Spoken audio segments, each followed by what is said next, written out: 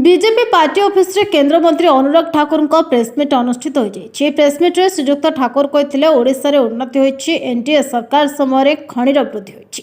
मोदीजी ओडिशा पई सबुबले चिंता करती। रेल क्षेत्र में ओडिशा पई ट्रेन वृद्धि होइछि। 12 कोटी टॉयलेट करा जाइछि। 9 कोटी महिला को गैस कनेक्शन दे फ्री रे भारत सरकार। यह सहित राज्य सरकार को जल उपरे सरकार काम करंतु। केंद्र सरकार सबुबले गरीबों कल्याण पई काम करूछंती।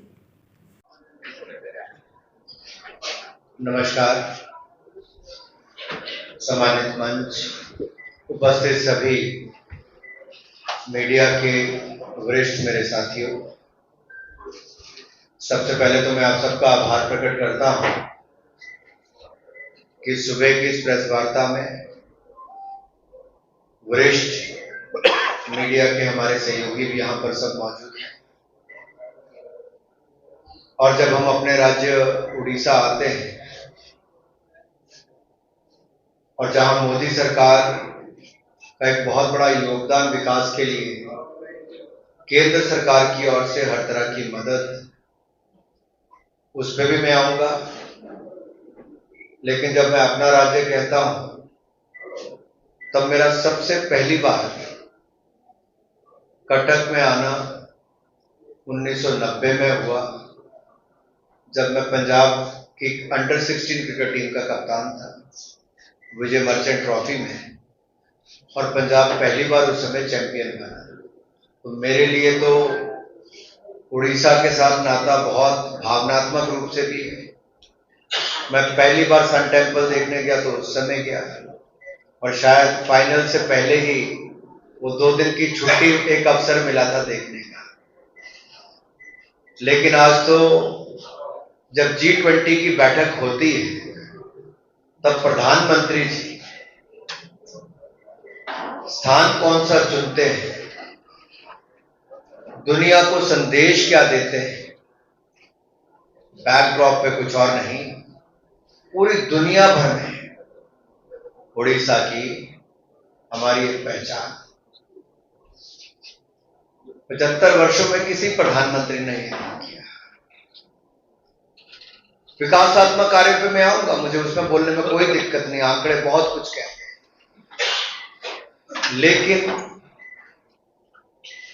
एक चर्चा का विषय देश और दुनिया भर में बना कि प्रधानमंत्री के पीछे बैकड्रॉप में क्या है।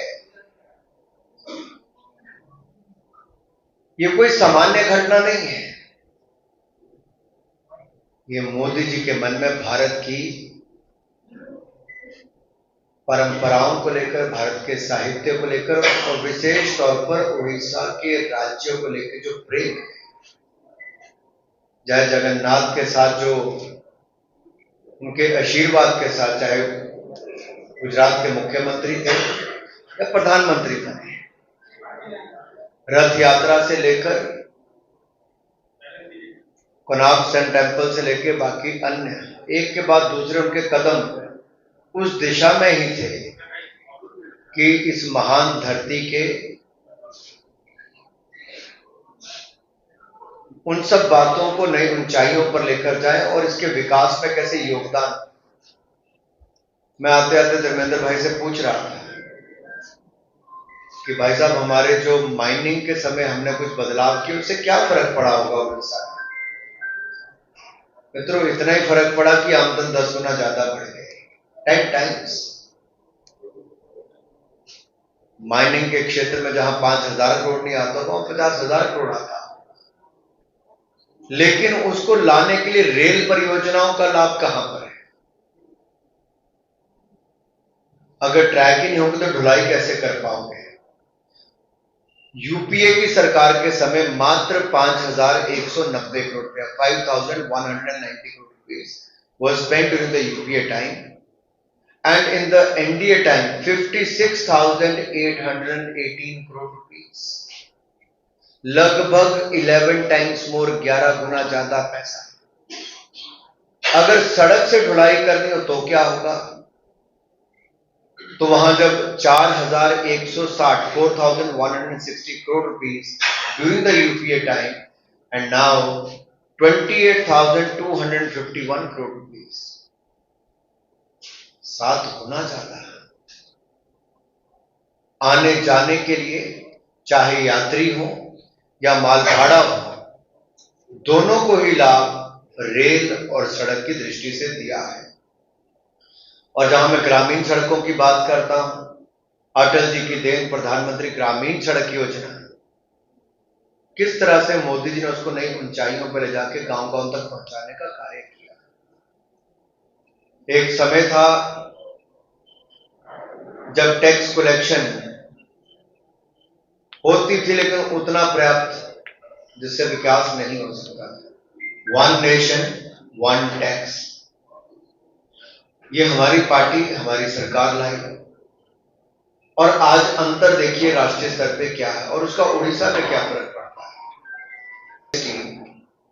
और अब में बहुत अंतर है, मैं प्री जीएसटी में भी छोड़ देता हूं। चलो हम जीएसटी की अभी की बात करते हैं, प्री कोविड लेवल की 2 साल पुरानी। 90,000 करोड़ रुपीस मुश्किल से इकट्ठा होता था एक महीने का। And what is the collection today? 1,62,000 crore rupees per month. उससे पिछले महीने क्या था? 1,60,000 करोड़। उससे पिछले महीने 1,60,000 करोड़। मार्च में 1,83,000 करोड़ रुपया। On an average 1,60,000 crore rupees अगर आपकी कलेक्शन होनी शुरू हुई तो उसका बहुत बड़ा लाभ मेरे राज्य उड़ीसा को मिला। पहले एनुअल कलेक्शन जो टैक्सेस की थी वो यूपीए के टाइम पे लगभग 12,428 करोड़ रुपीस थी, जो अब बढ़कर 49,442 करोड़ रुपीस, 4 टाइम्स मोर। अब मैं सारे आंकड़े पे जाऊंगा तो बहुत लंबा समय लग जाएगा। I can give you a sum up कि क्या क्या हमने दिया है यूपीए। इसके ऊपर मैं इतना ही कहूंगा, अभी कल रिपोर्ट आई, रिपोर्ट का आधार क्या है, क्या उसके विस्तार में जब तक पढ़ोगे नहीं तब तक टिप्पणी करना उचित भी नहीं है, इसलिए इसको अच्छी तरह से पढ़ेंगे भी और विस्तृत एक प्रेस ब्रीफिंग भी करेंगे ताकि अपना पक्ष भी वहां पे रख सकें। देखिए, एक तो ये प्रेस कॉन्फ्रेंस में तय नहीं होता कि क्या करना है, पहली बात है। दूसरी, मैं कहता हूं कि भारतीय जनता पार्टी वो राजनीतिक दल है जो कार्यकर्ताओं के दम पर चुनाव लड़ती भी है, जीतती भी है और आज दुनिया का सबसे बड़ा राजनीतिक दल है। और दुनिया का सबसे लोकप्रिय नेता अगर किसी पार्टी के पास है तो प्रधानमंत्री नरेंद्र मोदी 78% पॉपुलैरिटी ग्राफ के साथ न केवल देश बल्कि दुनिया के सबसे लोकप्रिय नेता है। जहां तक चुनाव की बात है, भारतीय जनता पार्टी हर चुनाव दमखम से लड़ती है और अच्छे नतीजे भी उसके हमने पूर्व में देखे हैं और आप भविष्य में भी देखोगे चुनाव पूरे दमखम के साथ लड़ेंगे और अच्छे नतीजे भी आएंगे। सर, क्या वजह है कि देखिए, पहले तो आपका धन्यवाद। आपने कहा कि नारी शक्ति वंदन बिल जिसके माध्यम से 33% आरक्षण महिलाओं को मिलेगा, आपने उसका स्वागत किया, मैं आपका धन्यवाद करता हूं। दूसरा, आपने चिंता जताई कि कब लागू होगा। डिलिमिटेशन कमीशन और सेंसस, ये 2 काम होने जरूरी हैं जिसके आधार पर ये होगा। तो सेंसस होने वाला है, उस पर एक रोक लगी हुई थी, अभी हो जाएगा। कोविड के चलते 2021 में नहीं हो पाए। जैसे ही लोकसभा के चुनाव खत्म होंगे वैसे ही सेंसस की प्रक्रिया भी शुरू होगी और डिलिमिटेशन कमीशन भी बैठेगा। और जब वो बैठेगा तो फिर संख्या के आधार पर उनके क्राइटेरिया होता है, उसके आधार पर वो लेंगे, ताकि किसी राजनीतिक दल को ये कहने का मौका ना मिले कि इस सीट को आपने आरक्षित कर दिया है, उस सीट को आरक्षित कर दिया। बहुत सारी जगह राज्यों में ये आरोप लगते हैं कि किसी एक सीट को रिजर्व कर दिया जाता है, किसी नगर पालिका जिला परिषद को भी पोस्ट के हिसाब से वैसे रिजर्व। तो हम नहीं चाहते कि हमारे ऊपर कोई आरोप लगाए। बिल्कुल निष्पक्ष इस पे सेंसस के बाद डिलिमिटेशन कमीशन अपना काम करे और महिला आरक्षण बिल को जल्द से जल्द लागू करे। उसमें क्या रहा है उसको हम अध्ययन करके फिर उस पर अपनी टिप्पणी देंगे। लेकिन इतना तो स्पष्ट हो गया देश में कि मोदी जी के काम का जवाब किसी के पास नहीं, मोदी जी के नेतृत्व का जवाब किसी के पास नहीं, मोदी जैसी दूरदृष्टि और विजन किसी के पास नहीं। और जो गरीब कल्याणकारी योजना मोदी जी ने चलाई, अब सबको लगता है कि मोदी जी जो कहते हैं वो करते हैं।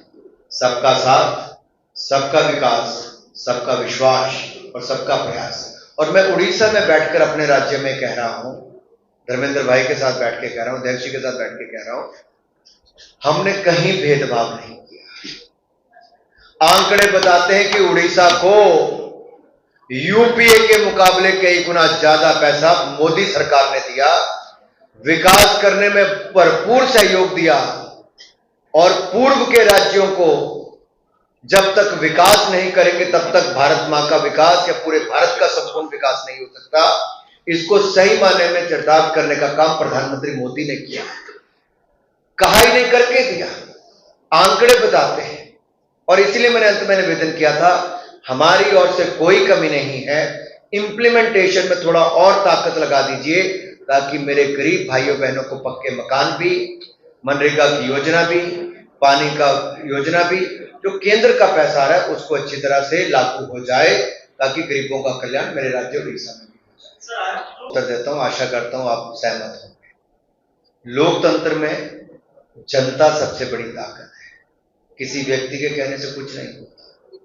अगर एंटी पीपल होते तो 2014 और 2019 में पूर्ण बहुमत की सरकार पूरे देश में 1984 के बाद कभी बनी तो नरेंद्र मोदी जी के नेतृत्व में।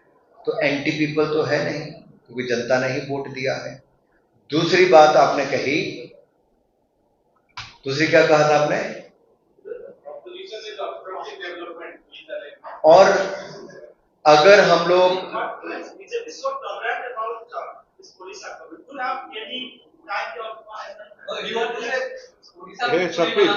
क्या पार आरंभ कर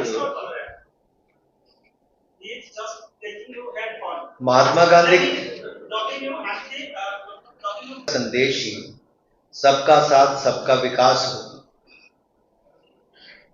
वो तो एंटी नहीं हो सकता। दूसरी बात मैं आपको आंकड़े देके बता रहा हूं, 4 करोड़ पक्के मकान बने, 12 करोड़ टॉयलेट्स बने, 13 करोड़ घरों को नल से जल दिया गया, 9 करोड़ 60 लाख बहनों को रसोई गैस के सिलेंडर मुफ्त में कनेक्शन मिला, 60 करोड़ लोगों को 5 लाख का इलाज आयुष्मान भारत योजना में मिला, 220 करोड़ वैक्सीन मुफ्त में लगी, 80 करोड़ लोगों को 2.5 साल तक मुफ्त में राशन मिला। क्या किसी एक व्यक्ति से हमने पूछा, हिंदुओं, मुसलमानों, सिखों, ईसाई? नहीं पूछा। जिसका हक था उसको दिया और सबका साथ सबका विकास किया। We are pro people and pro poor government, and 1% saying it doesn't mean anything to us. It is the people of the country who believe in Modi, who believe in the policies of Modi, and he has proved by doing it for the welfare of the people. And at the same time, when he talked about reform, perform and transform, he has shaped the country by bringing in reforms. And if you look at the defense production, it stands at 1 lakh crore rupees today with 16,000 crore rupees export. Congress की सरकार थी, 2,63,243 crore rupees were given by the UPA towards the state of Odisha. 2,63,243 crore, और अब बढ़कर हो गया है 18,83,654 crore rupees. जो एक्ट ईस्ट पॉलिसी मोदी सरकार की है वो यूपीए की लुक ईस्ट से कई गुना बेहतर है। वो केवल देखने की बात करते थे, यहां एक्शन बोलता है मोदी का कि उड़ीसा के लिए और पूर्वोत्तर के लिए क्या किया है। और मैं एक निवेदन और करना चाहता हूं, जो पोर्ट्स को स्ट्रेंथन करने के लिए हमारे एक्सपोर्ट्स की बात हो, ट्रेड की बात हो, उसको एक बल मिल रहा है और इसका लाभ हमें भविष्य में कैसे मिलने वाला है, एक छोटा सा उदाहरण देता हूं। G20 itself is a great success. अगर हम G20 की प्रेसिडेंसी की बात करें तो एक बंद हॉल में नहीं हुई हो, देश के सभी राज्य और यूनियन टेरिटरीज में 60 शहरों में 200 से ज्यादा मीटिंग हुई। आर्ट, कल्चर, ट्रेडिशन, इसको दुनिया भर को दिखाया गया and world was amazed to look at the culture of India, the traditions of India. It's going to give boost to the tourism. और आप देखिए, केवल वही नहीं, भारत में निवेश को बहुत बल मिलने वाला है।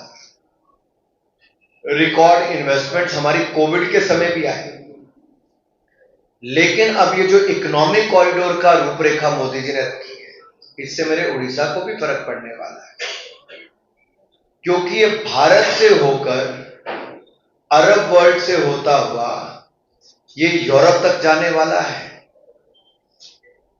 कितने देशों से सीधा हमारा ट्रेड बढ़ेगा। आने वाले समय में 40 to 50% ग्रोथ ट्रेड की हो सकती है।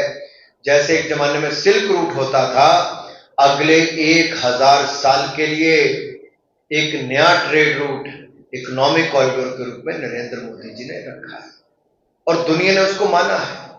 धर्मेंद्र भाई सबसे लंबे समय तक रहने वाले पेट्रोलियम मंत्री हैं। बहुत सारे कदम इनके समय उठाए गए जो प्रधानमंत्री मोदी जी की सोच थी, वो धरातल पर उतारने का काम। जब मैं आज जाता हूं देश भर में और जब मैं युवा मोर्चा के अध्यक्ष के नाते जाता था, तो क्या अंतर है उस समय। मैं आपको छोटा सा अंतर इसलिए बता रहा हूं क्योंकि कई बार समय बीतता है, पता नहीं चलता। मैं सुबह उस समय भी ट्रेन लेता था या गाड़ी से चलते थे, तो देश भर में सड़क के किनारे ट्रेन की पटरियों पर खुले में शौच करते लोग खेतों के किनारे पटरी पे मिलते होंगे। आज 12 करोड़ टॉयलेट बनाकर महिलाओं के जीवन में बहुत बड़ा बदलाव आया। महिलाओं की, बच्चों की मृत्यु भी कम हुई, गंदगी भी कम फैली, स्वास्थ्य लाभ भी हुआ एक निर्णय के कारण। दूसरा, लकड़ी लेने के लिए, मैं पहाड़ी राज्य से आता हूं, हिमाचल प्रदेश से। लकड़ी लेने के लिए कई घंटे समय लगता था, पानी लेने के लिए कई समय लगता था, खुले में शौच करने के लिए दूर जाना पड़ता था। आज लकड़ी नहीं, जो मोदी जी की सरकार में धर्मेंद्र भाई ने 9 करोड़ 60 लाख बहनों को रसोई गैस के सिलेंडर मुफ्त में कनेक्शन दिलाए और कुल मिलाकर 18.5 करोड़ कनेक्शन मात्र 9 सालों में दिए हैं, जबकि 70 साल में 14 करोड़ कनेक्शन थे। ये दिखाता है भारत सरकार का काम करने का तरीका। उससे फर्क ये पड़ा कि महिलाओं के स्वास्थ्य लाभ भी हुआ। अब जब उड़ीसा की बात करते हैं तो यहां पर किसी भी सेक्टर की आप बात करें, केंद्र सरकार की ओर से कोई कमी नहीं छोड़ी गई। मेरा केवल एक अनुरोध राज्य की सरकार से रहेगा, क्योंकि इंप्लीमेंटेशन की जिम्मेदारी राज्य की सरकारों की आती है और हम आशा करते हैं और निवेदन भी करता हूं, I would like to request the state government कि ये जो हमारा जल जीवन मिशन है, इससे महिलाओं के जीवन में एक बहुत बड़ा बदलाव आ सकता है। पानी लेने के लिए दूर नहीं जाना पड़ेगा, घर तक आएगा। बेहतर और जल्दी इंप्लीमेंटेशन होगी तो हमें बहुत लाभ मिल सकता है। कल मैं देख रहा था पश्चिम बंगाल का, वहां पे उस राज्य में क्या हुआ, आवास योजना के जो पक्के मकान मिलने थे गरीब आदमी को, वो जो 58 लाख नई रिक्वेस्ट दी आवास प्लस योजना में, 17 लाख वो दे दिए जो 2 स्टोरी बिल्डिंग के मालिक हैं, 3 स्टोरी बिल्डिंग के मालिक हैं। जब ऑब्जेक्शन किया गया तब वो 17 लाख मकान निकाले गए। 20,000 करोड़ रुपया वैसे ही खा लेती पश्चिम बंगाल की सरकार के अंतर्गत, कोई भी नीचे वाले लोग उसको खा जाते हैं। तो मेरा कहने का मतलब यहां पर है कि कोई भी योजना केंद्र सरकार की है वो गरीबों के कल्याण के लिए है, और गरीबों के कल्याण में महिला कल्याण सबसे आगे मोदी जी का दिखा है। शौचालय, रसोई गैस का सिलेंडर, पक्का मकान, जल जीवन मिशन, स्वास्थ्य लाभ, ये सारे महिला कल्याण, और साथ ही में अब महिला नेतृत्व विकास, from women empowerment to women led empowerment by passing the Nari Shakti Vandan bill. Modi government has delivered 33% reservation to the women in the parliament and in the assemblies, and I am sure we're going to see a large representation in the coming years from across the country in the parliament and in the Vidhan Sabhas.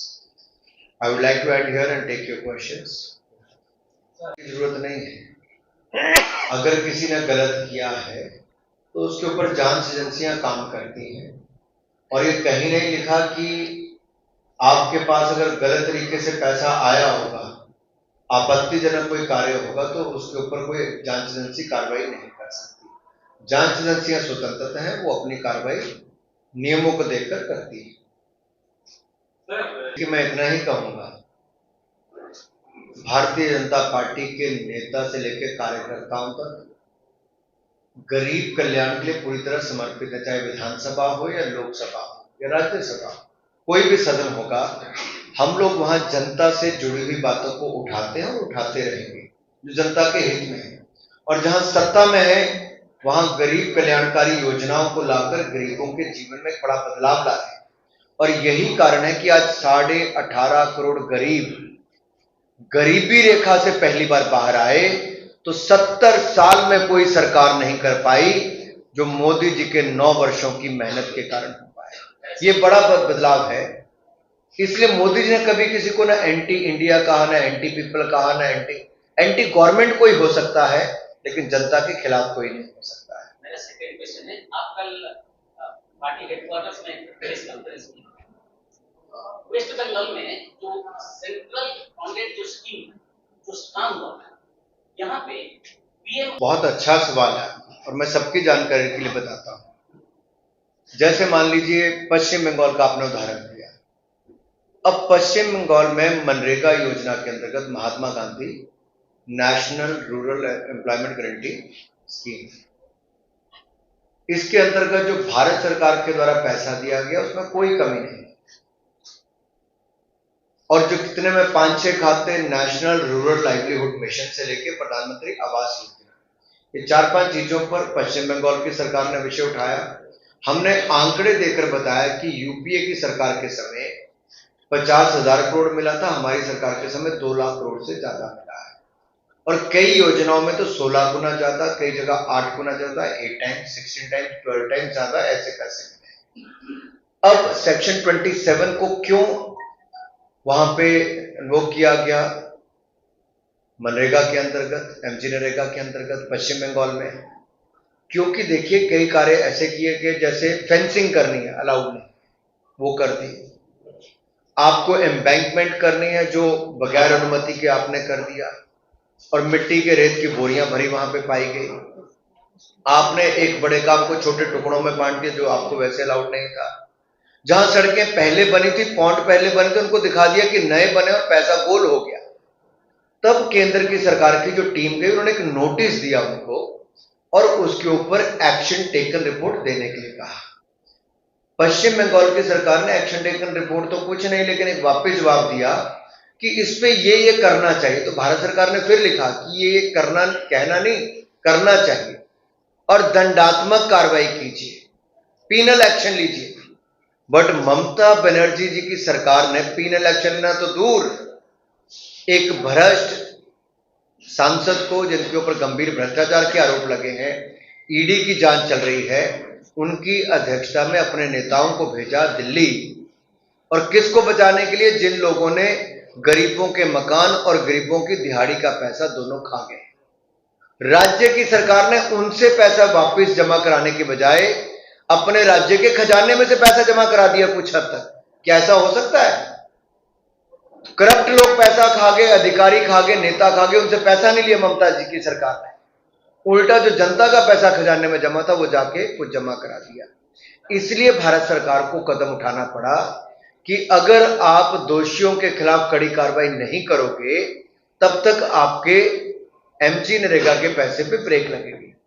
सारी योजनाओं में बहुत सारा पैसा मोदी जी की सरकार ने दिया, कहीं कोई कमी नहीं छोड़ी।